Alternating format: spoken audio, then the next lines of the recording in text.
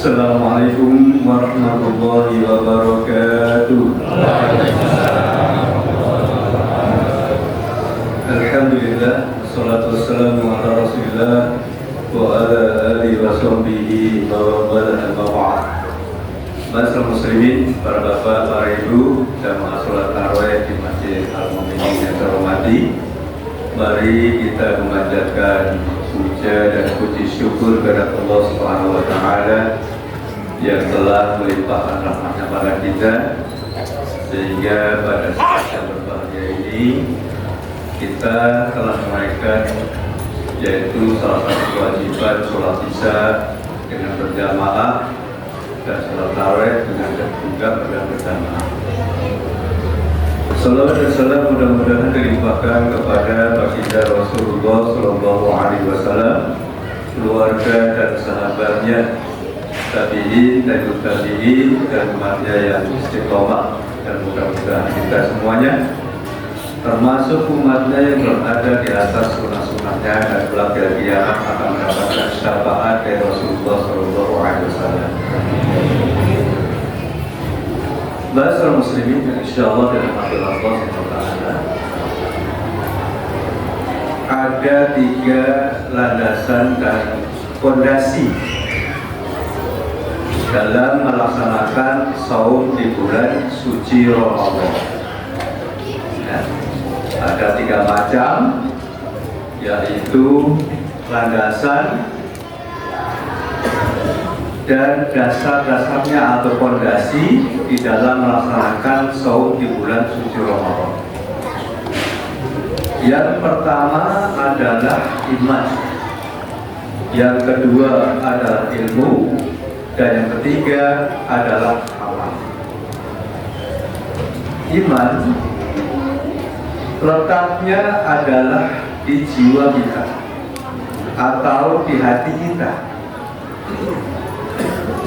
Sedangkan iman adalah menurut perkataan jumhur ulama yang di dalamnya adalah termasuk Imam Asy-Syafi'i rahimahullahu ta'ala, iman itu adalah innal imana qaulun wa 'amalun yazidu wa yanqusu, yazidu bi ta'atihi yang khusus di maksiati. Itu adalah iman menurut perkataan jumhur ulama. Artinya adalah sesungguhnya iman itu berupa perkataan dan perbuatan, dan iman itu adalah kadang-kadang naik, kadang-kadang turun. Ketika iman kita naik adalah dita'ati, selalu taat kepada Allah Subhanahu wa ta'ala. Wa yanqusu, dan ketika iman itu adalah turun, dimaksiati, cenderung untuk berbuat maksiat kepada Allah Subhanahu wa ta'ala. Ma'asyiral muslimin, jadi rahmati oleh Allah Subhanahu wa ta'ala, kita melihat kondisi iman kita itu adalah kadang-kadang naik, kadang-kadang turun. Ketika iman kita naik, kita rajin untuk sholat tarawih berjamaah.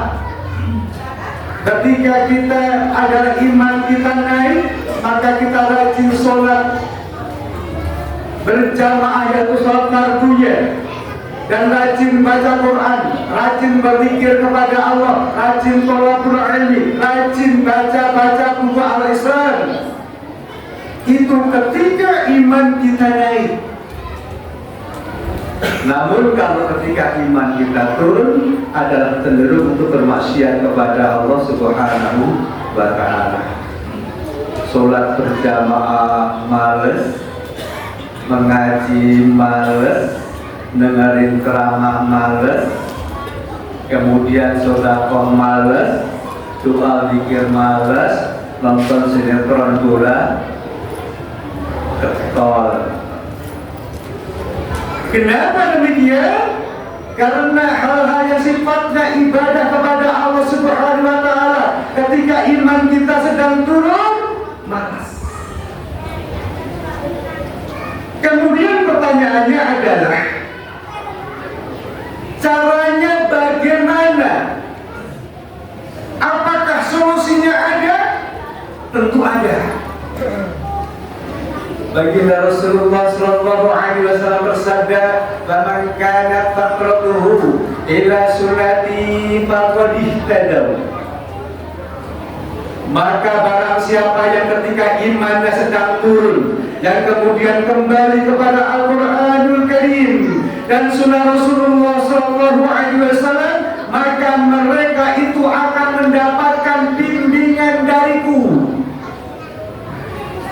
Para bapak, para ibu, kalau kita iman sedang turun, cobalah kita membaca Al-Quran. Terjemahannya dibaca, baca tafsirnya. Kemudian kita banyak berzikir kepada Allah, berdoa kepada Allah agar iman kita dinaikkan, agar iman kita jangan sampai turun, agar kita jangan terjerembab dalam kemaksiatan. Jadi kalau ya Allah, aku dalam kondisi beriman kepadamu yang kuat. Sebaliknya hadirin kaum muslimin yang dirahmati Allah Subhanahu wa taala, faman kana faqratuhu ila ghairi dzalika faqad halaka, kata Rasulullah. Dan barang siapa yang ketika imannya turun, yang kemudian mereka itu kembali kepada selain Al-Quran dan sunnah Rasulullah sallallahu alaihi wasallam, maka celaka. Diingat para bapak, para ibu, kalau kita malas sholat berjamaah, malas baca Quran, malas berzikir, malas menolong orang lain, malas bersedekah, tanda-tanda iman kita turun. Caranya bagaimana? Caranya berdoa kepada Allah Subhanahu wa Ta'ala, baca-baca buku tafsir, baca-baca Al-Quran beserta terjemahannya. Kalau tidak, maka kita akan terjerembab di dalam kemaksiatan dan kita akan celaka pada bapak. Pada bapak, para ibu yang saya hormati. Kemudian yang kedua adalah ilmu. Ilmu adalah merupakan pimpinannya amal. Ilmu yang membimbing amal kita. Maka kata Imam As-Syafi'i rahimahullah ta'ala, beliau mengatakan al-ilmu nurun wal jahlu dhulamun. Ilmu itu adalah cahaya dan kebodohan adalah merupakan kesesatan. Kebodohan adalah kegelapan. Maka dari itu, kalau kita itu adalah orang-orang yang pintar, orang-orang yang berilmu, maka akan selalu mendapatkan jalan terang benderang, yaitu cahaya dari Allah Subhanahu wa Ta'ala. Lantas kayak apa sih orang-orang yang berilmu? Pak Bu, orang-orang yang cerdas, kata Rasulullah sallallahu alaihi wasallam, al-kaisu man dana nafsahu wa hawahu wa amila ba'dal maut. Orang-orang yang cerdas itu adalah orang-orang yang selalu menekan hawa nafsunya, kemudian beramal yang soleh untuk nanti setelah kematian. Berarti kita selalu mempersiapkan diri, selalu beramal untuk kebaikan, beramal ibadah untuk nanti di hari setelah kematian. Tapi sebaliknya para bapak, para ibu, wal ajiju man ittaba'a hawahu wa sabata 'ala Allah. Orang yang bodoh itu, orang yang tidak pintar itu para bapak, para ibu, mereka memperturutkan hawa nafsunya dan berangan-angan kepada Allah Subhanahu wa Ta'ala. Maka orang-orang yang berilmu, amal ibadahnya akan dibimbing oleh ilmu. Sebagaimana perkataan, yaitu Mu'adz bin Jabal, seorang sahabat dan sebuah asarnya beliau mengatakan, al-ilmu ibadul amal wal amalu kabirun. Ilmu itu adalah yang membimbing amal, pimpinannya amal, imamnya amal. Maka dari itu siapa yang beramal harus mengikutinya. Kalau tidak diterima oleh Allah Subhanahu wa Ta'ala. Karena sifat ibadah, kita puasa sesuai dengan tuntunan Allah dan Rasulnya, kita sholat wajib, sholat tarawih, semua tentunya sesuai dengan tuntunan Allah dan Rasulnya. Tidak boleh para bapak ibu kita beramal ibadah tanpa ilmu. Oleh karena itu orang-orang yang berilmu dan beriman, syaratnya dua ya, beriman dan berilmu, maka akan diangkat derajat yang sangat tinggi oleh Allah Subhanahu wa Ta'ala. Al-Quran surat Mujadilah ayat 11, yarfa'illahu alladziina aamanu minkum walladziina utul ilma darajat.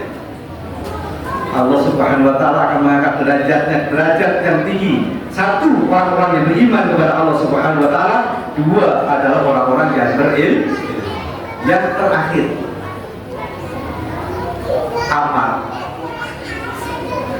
Orang-orang yang beriman akan selalu beramal kebaikan, namun orang-orang kafir akan selalu beramal yang jahat.